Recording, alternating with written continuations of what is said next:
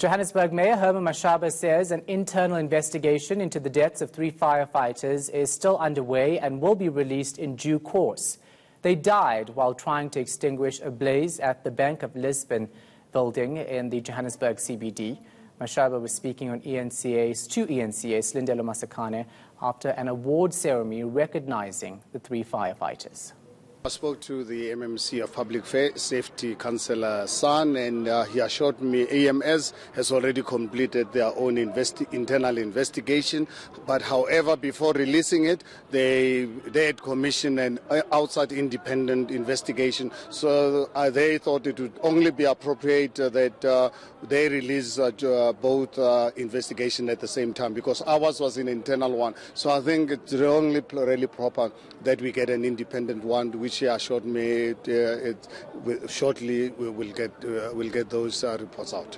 Now, of course, I remember in one of the memorial services for the firefighters, you really did stress how this was not an accident, and this was actually an accident waiting to happen, as there were reports and complaints about this building since 2014.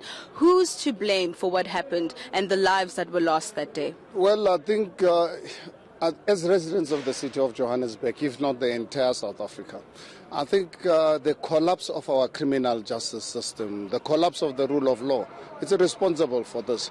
Because for this city of Johannesburg to turn into a slum, to turn into hijacked buildings, what do you really expect? So, as I've really said, and I'm really still saying so, for as long as I think we're not going to get our criminal justice system to operate, work with us as the city of Johannesburg to make sure that we deal with cases of law infringement, we're not going to succeed.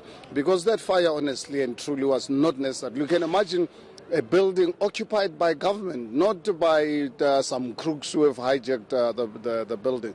Warned in advance that this building is actually not conducive, it's not suitable for your human habitation, but they continued. So, I mean, these are things that, for me, they hurt me every day. They're the ones that get me every day to wake up to say, how quickly can we ensure that we can really bring back the rule of law and rebuild the city so that our fellow residents can really live in a city that one day they can be proud of. So we can, I think it's safe to say, lay the blame, some of it at least, on the provincial government, seeming that 3 of its departments were in that building and it was only 21% compliant.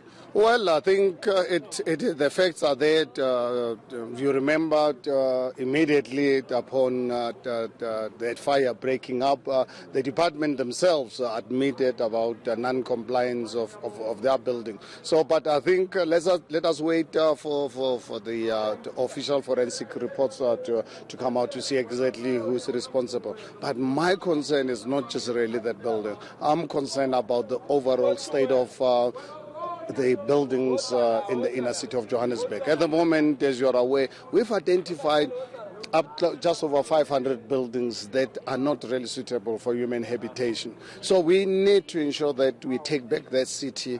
But I'm really pleased that with the statement I made on the 1st of December, that it is, for me, I found the second gold rush in the city of Johannesburg. Provision of affordable accommodation for our people.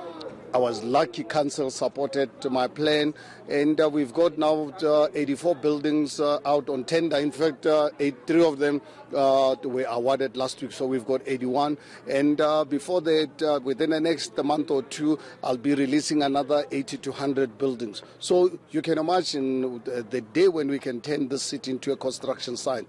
And the beauty of it is not just really long-term provide affordable accommodation.